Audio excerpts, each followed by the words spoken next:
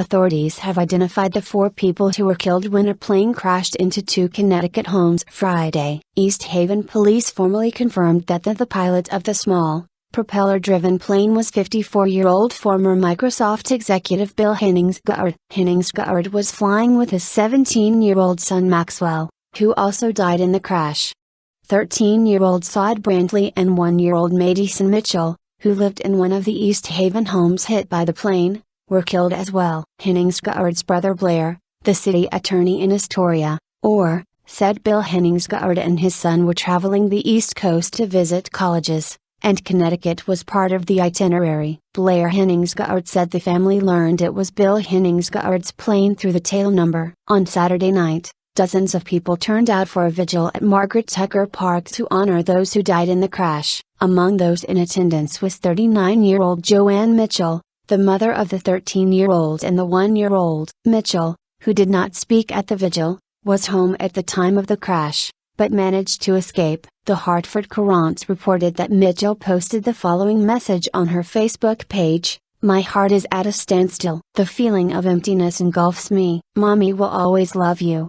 R.I.P. my sweet angels." East Haven Mayor Joseph Maturo told the crowd at the vigil that the show of support was a great tribute. "I think this is a great tribute to a great town," the mayor said. "A caring town, a loving town, a town that comes out when things are down and people need you." Gov. Daniel Malloy said in a statement that the vigil was a profound statement of the ties that bind East Haven and our entire state together as one community. "When a family suffers an unimaginable tragedy, we come together and pray that they have the strength they need to carry on," Malloy said. "Our thoughts and prayers are with all the families tonight who are suffering from grief and loss." Investigators say they've found no obvious signs there was anything wrong with the plane. Federal safety investigator Patrick Murray said at a news conference Saturday in New Haven that he would have a preliminary report within 10 days, but it would be months before a final determination is made of the cause of Friday's accident. He said the plane landed upside down at an angle on 2 East Haven homes as the pilot was apparently turning to land at Tweed New Haven Airport in rainy weather. Neighbor David Esposito said he heard a loud noise and then a thump. "No engine noise,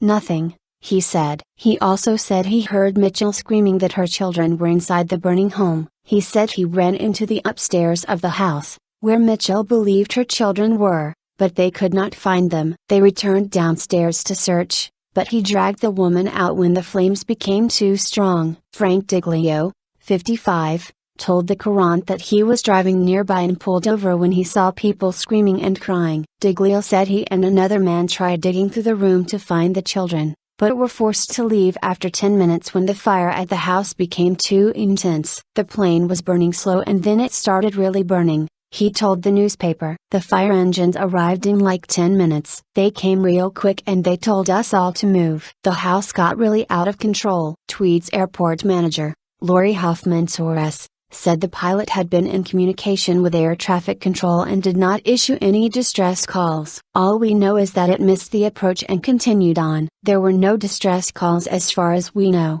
she said. Another neighbor, Pablo Arenas, said he and his neighbors live in fear of the planes. He said some pilots appear to be novices in training, while others said planes often fly low and larger aircraft have begun using the airport in recent years. It wasn't Henningsgaard's first crash. In April 2009, Henningsgaard was flying a small plane from Astoria to Seattle when the engine quit and he tried to glide back to the airport. As he wrote 10 days later on a blog post, the plane crashed into the Columbia River after a harrowing 5-minute descent. He and his mother, a former Astoria mayor, climbed out on a wing and were rescued. Henningsgaard spent 14 years at Microsoft in various marketing and sales positions, according to his biography on Social Venture Partners website. The foundation extended its condolences to his wife and 2 daughters Saturday. "There are hundreds of people that have a story about Bill, when he went the extra mile, when he knew just the right thing to say,